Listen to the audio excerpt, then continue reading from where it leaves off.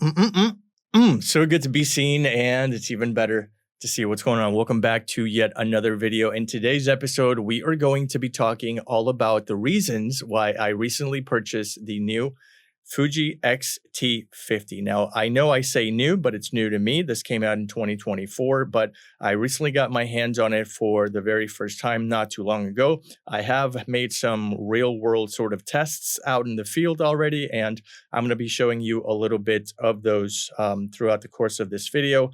But this bad boy has been with me no more than 2 weeks, and I kind of want to talk about the reasons why I bought it and maybe who it's for. If you're on the fence, hopefully this video is going to help you out a little bit. So before we get started, put it right there. My name is Francis, destination wedding photographer based out of sunny San Juan, Puerto Rico. So full disclaimer, Fuji did not send me this camera. I paid for it in full with my own money. This video is not sponsored, and everything that you will hear from me moving forward in this video are my opinions, and to no shape or form am I held to any accountability whatsoever. Without further ado, let's go ahead and get started. This is in fact going to be my second Fujifilm camera. I did buy into the TikTok hype about the X100V not too long ago, and ever since then, this little guy has been pretty much my daily driver. I carry this basically everywhere. It even has its own dedicated Instagram account. I will link it below if you want to check it out. I shoot nothing but 16:9s in black and white with this guy in Acros, which is one of my favorite film simulations. So if you want to check it out, feel free to do that. But yeah, I have absolutely no regrets into buying into the X100V hype a couple of years ago. I love that camera. I made a dedicated video about it right here if you want to check it out, about how if you also have an X100V, I don't think you should ever get rid of it. Anyway, it's been my daily driver. I love it. I'm never going to sell it. However, I wanted to sort of challenge myself because I have an upcoming trip to Italy in mid-November, my very first in Europe actually, and I wanted to commemorate it by not just treating me to a new body, which obviously as photographers we all love doing, but at the end of the day, documenting it a little bit different. More on that a little bit later. So the first reason why I wanted something that's a little bit different than my X100V is because I wanted something even smaller and more compact. Now, I'm not saying that the Fuji X100V is a massive beast of a camera, but I wanted to be even more minimal so that I don't look like that massive tourist from America wanting to, intimidate people all over Italy. I don't want to be that guy. And so I wanted something even more compact, lightweight, easy to carry, easy to, slide into a hoodie pocket, because I am, of course, going in mid-November, so it's going to be a little bit chilly. So something that can fit in my hoodie and maybe even, hang off to the side, very nonchalant. And so what better way to do that than with this guy right here? As you can see, this is so tiny. I would absolutely love to have this by my side every single day that I'm in Italy. I mean, let's just, to put it into context, look at my palm. This is basically what it would feel like and look like in my palm.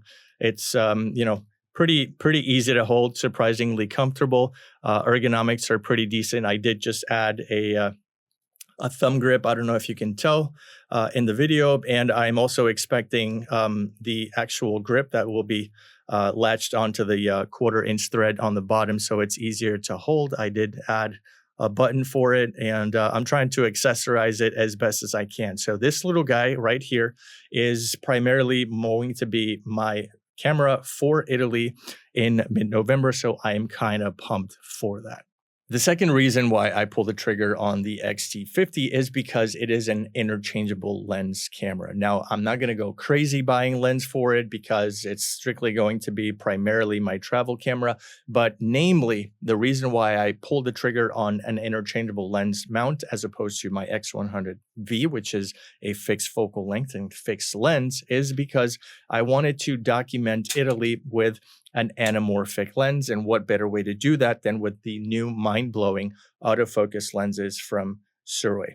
So I recently got my hands on this guy right here, and this is going to be the sole lens that I take with me to Italy to document Italy in an anamorphic format. So the reason I'm doing this is because I come from sort of like a cinema background. I taught myself video first, and that's how I got started with cameras. And so I have this unconscious bias towards cinematography. And so the best way for me, I think, to personally document a trip to Italy would be in a very cinematic fashion. And what better way to do that when the trendy cinematic sort of anamorphic lenses with built-in autofocus now, which is crazy to think. What better way to do that? And so I got myself my hands on this little guy right here. This is obviously X mount. I will hook you up in the description if you want to check it out for yourself.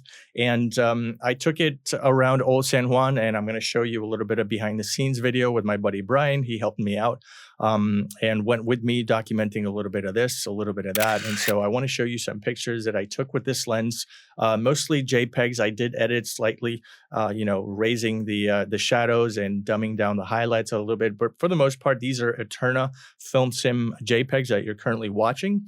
And I cannot absolutely wait to, get my hands on, Tuscan fields and the city downtown, by the water, I guess, Amalfi Coast or Portofino or something like that. So this is going to be a very unique combination. Now, I know I'm not going to be able to shoot vertical, but I don't mind it because as a photographer, I like to challenge myself and put myself in a pigeonhole sort of cookie cutter approach and try to get creative as I go along. So this lens is going to be an absolute, pleasure with which to shoot. And what better way to do that than with the new Fuji X-T50?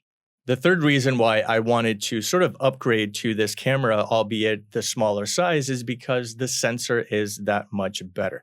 It's going to be a nice upgrade from my 26 megapixel to a 40 megapixel X-Trans 5 sensor, which is the one that is built into this camera. And when you pair it up with IBIS, which is crazy to think that it also has built in, it's going to make for some, ungodly images. It's going to be amazing to shoot with. The resolution is going to be there, the detail, the meticulous aspects of the buildings. And I'm not going to worry about, things out of focus either, because it has great autofocus paired with the anamorphic autofocus. It's going to be a really, really fun and pleasant experience to shoot with. So the sensor having 40 megapixels, I know is going to render a lot bigger images, I should say. But I really don't mind it because I want to be able to maximize my shooting experience in Italy. And what better way to do that than with this combination? Now, I'm not really going to get into the full specs of this camera because I didn't buy it because of the massive amount of specs. It does carry a 40 megapixel sensor. It does carry the IBIS. It does carry all that fun, film simulations on the film dial. If you know, now you know.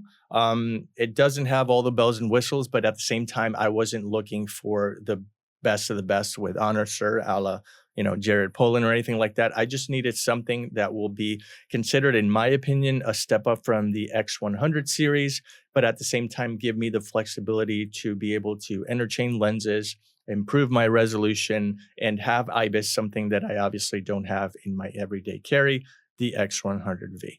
As a professional photographer, I don't think that this is a beginner camera. And this may be an unpopular opinion, but this is a camera that even professional photographers resort to for travel and fun. I wouldn't recommend this camera as a beginner camera because it has a lot of bells and whistles that may overwhelm the casual shooter, the hobbyist, the enthusiast, if you will. So this is more for me a camera that I think professionals gravitate towards for this exact reason that I purchased it, which is to have some fun, travel, document your personal life, have some fun with an Instagram account, which, by the way, again, pixelated mementos. I have a dedicated black and white Fujifilm camera dedicated account. If you want to check it out, feel free to hit me up and give me some love. But I don't see this camera as a beginner camera. I don't see this as a hobbyist or enthusiast. I see this as a camera that somebody that makes a living from photography would have in their back pocket to sort of maybe complement a wedding day, which I'm sure I will do with a very unique anamorphic aspect. But I don't recommend this camera for a beginner. I don't think it's made for, the mom and dad wanting to photograph kids in the background. I think it's meant more for, people who know how to hold the camera, use a camera, compose with the camera, and essentially put food on the table with a a camera. And so if you're a beginner, I do not recommend this camera, at least not yet. Or, if you do have the mentality that you want to upgrade and sort of have the attitude that you're going to buy it nice or buy it twice, then by all means do get this camera and sort of grow into it. But out of the gate, I don't think this camera is for you. So that's essentially the question that I'm posing, and at the same time answering. This camera is sort of like for professionals who want a dedicated travel fun camera to use that has all the bells and whistles that a lot of their professional bodies also have. So what exactly is an X-T50? Well, for starters, I think that it's a perfect blend between an X-T5, which is considered widely as the focal point of photocentric cameras, and it's also an X100 with its portability, lightweight, and sort of rangefinder style camera, even though it's not technically a rangefinder. It's more towards the mirrorless sort of DSLR kind of build, but it's a perfect balance between the two. Imagine if they had a baby, this thing would probably be it. I have absolutely no regrets. I'm in love with this thing. I cannot wait to take it to Italy and do some anamorphic goodness with it, and maybe even record a little bit of BTS video. So that trip's going to be in mid-November. If you want to check out the results of that, by all means, stick around. By subscribing, I would love to have you. If you got a little value out of this video, then hey, stick that thumb you know where, and I will see you in the next video. If you want to check this out for yourself, I hooked you up with the link in the description. And if you have any questions, feel free to leave a comment and I will gladly get back to you as soon as I can. Thank you so much for watching. I will see you tomorrow.